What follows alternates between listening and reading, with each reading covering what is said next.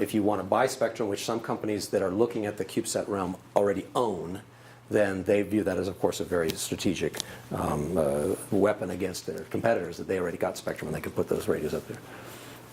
You mentioned that radiation situation on GTO orbits is much different from low Earth orbits from the point of view of off-the-shelf electronics. Correct. Can you comment a little bit more on that, like how much different it is? I can't comment too much on that.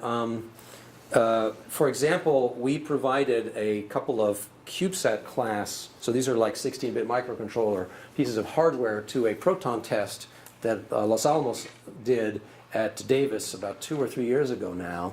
And it was very interesting to see that these big blackfin shark-type boards were crashing within moments, whereas this poor little MSP430 that probably had 2 orders of magnitude fewer transistors managed to last minutes or hours in the same test. But that's reasonable to expect because it's just small, less real estate, et cetera. In terms of actual hardened components and stuff like that, no, we haven't seen too much. There is a fair amount of data out there in terms of, say, the increase in upsets over the South Atlantic anomaly and things like that. But again, most of that is generally comparing true rad hard parts against completely non-rad hard parts and trying to come up with a mitigation routine, perhaps in software, to address that. Some of my students, well, one of my students at Stanford right now, we're finishing up a satellite called SSDL-CAM, and it flies it flies 2 pairs of just generic Atmel flash chips, one of which is completely exposed and one of which is sitting behind millimeter and a half of aluminum, and we'll be measuring to see what the results there are as well. Typically, CubeSats have, by default, about a half a millimeter of aluminum shielding.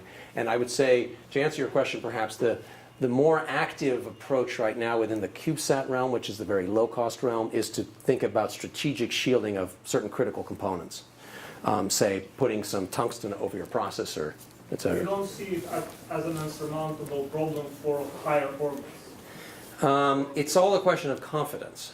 And I mean, if we had fundamentally rad-hard technologies like it's stuff on Sapphire, et cetera, then people wouldn't be worried about this at all. But there's only about, I think there's 2 fabs in the country that can do that, and no one's given them enough money to address this entire issue of the CubeSat. The problem within the CubeSat realm is that it's really quite physically small, and you can't take the larger Nanosat approach where you have a bunch of modules and you connect them with cables, because there's no room for that. You basically have to have highly integrated designs. And so to do high integration, you need high volume, and no one is showing up with the opportunity for high volume because you don't have launches at those volumes. So, got to wrap it up. So thank you very much, and thank you for this opportunity to present. And let me just make sure I get all those pieces back.